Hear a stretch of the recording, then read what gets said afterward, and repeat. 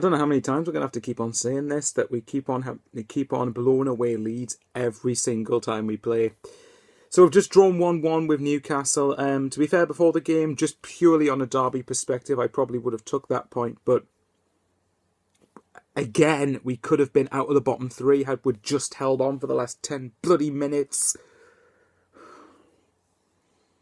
I would have felt worse, admittedly, had that been Newcastle's winner. I'm not going to lie. So it's a better point for us than for Newcastle. I think that's got to be remembered because, being brutally honest, that was a game that Newcastle had to win. Sunderland, I think, could possibly have gotten away with a draw, but it's just annoying that Norwich had to win yesterday. So, look, on the positive side, right?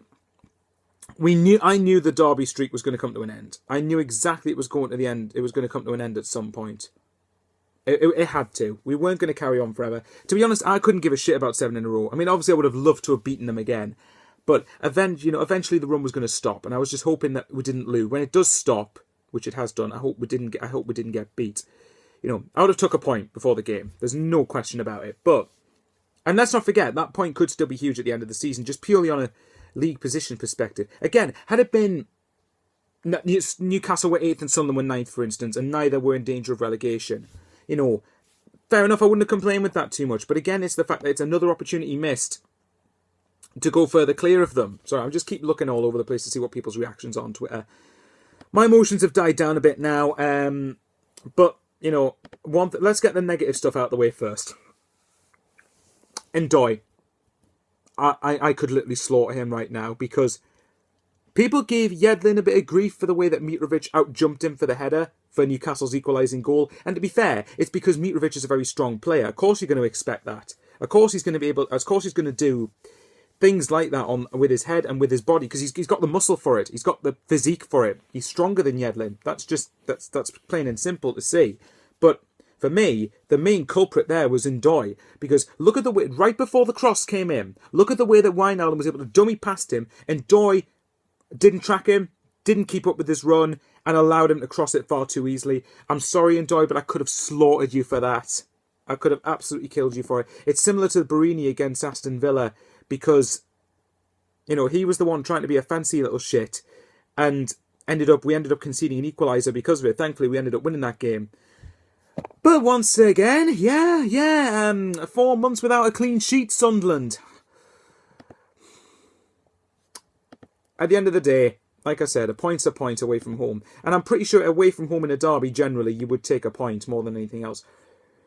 And I want to just bear in mind that we potentially stopped Rafa Benitez's momentum.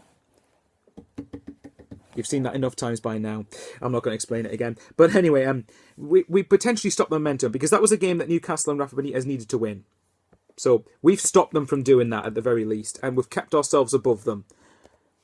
Bear in mind, we're 2 points behind Norwich. Now, 2 points isn't unsalvageable. We can still overturn that, and we still have to play Norwich. Now, Norwich are a team we have to beat now because, brutally honest, that we should be beating Norwich. I've said it all along, and my opinion's not going to change now. We have to beat Norwich. But before then, we've got 2 vital home games coming up. We've got West Brom and Leicester at home. If we can get a win and a draw or 2 wins from that, I'll be more than delighted. West Brom, we are capable of beating.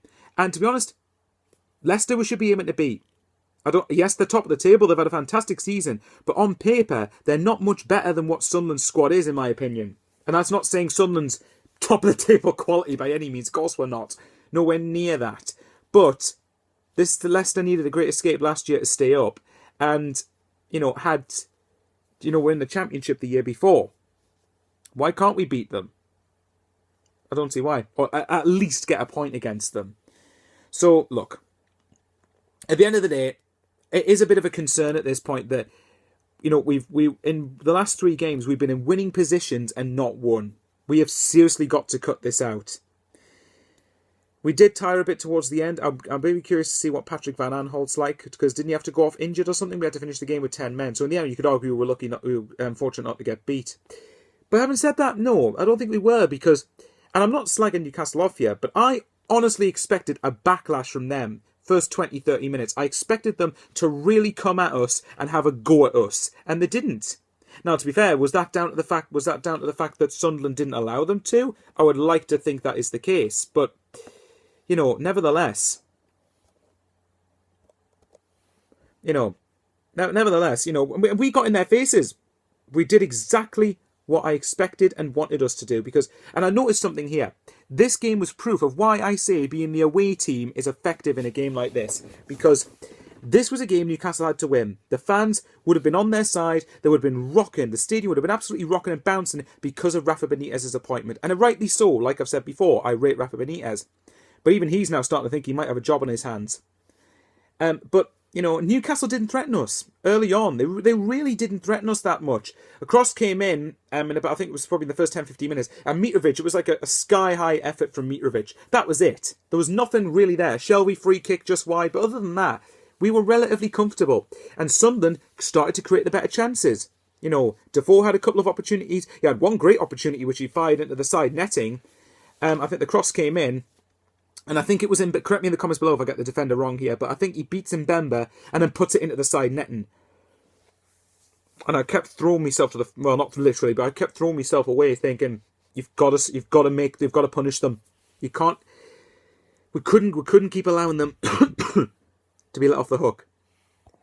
Then came the goal. I had a bunch of my friends over at my house. We went absolutely wild when that goal went in.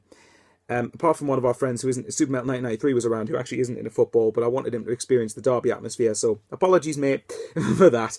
But nevertheless, the rest of us went absolutely ballistic when that went in. And I was really happy with it, not because of the fact it was against Newcastle, obviously that has something to do with it, but because of what it meant, because of what it meant for the league positions. So there you go. And to be fair, we deserved the lead. Half-time, I thought we deserved the lead. We played very well.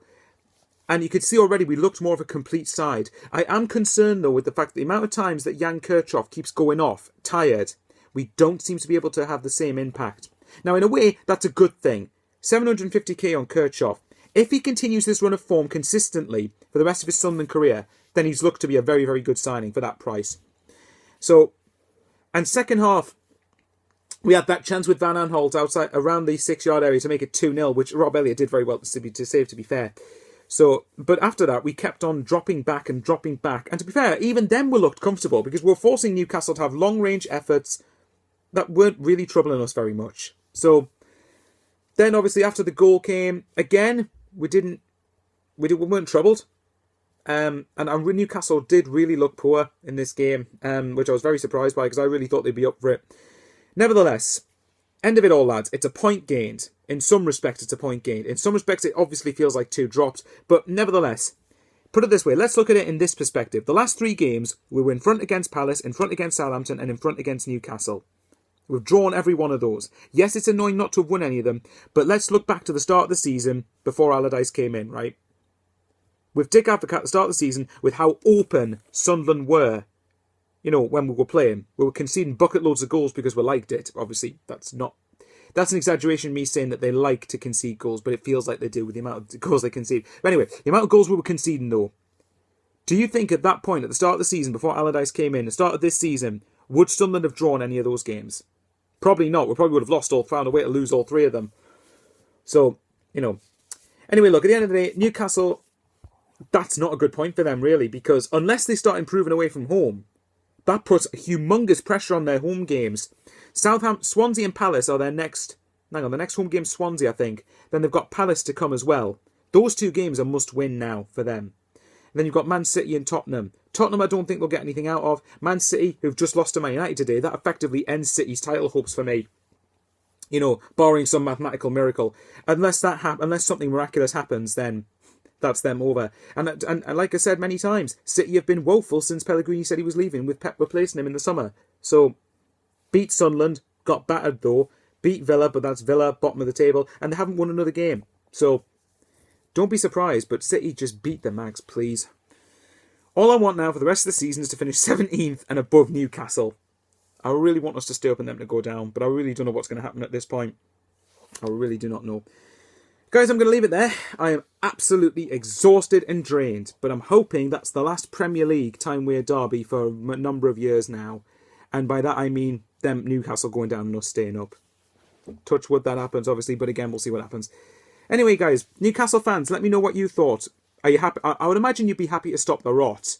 And that's at least one positive from Newcastle's point of view. But just purely in the league positions, it's not exactly a great point. I still insist, even though Norwich won yesterday, Sunderland could afford to draw this game. But it means both of us now have to start winning regularly enough. And what's crucial as well is that both Newcastle and Sunderland go to Norwich in the next few weeks.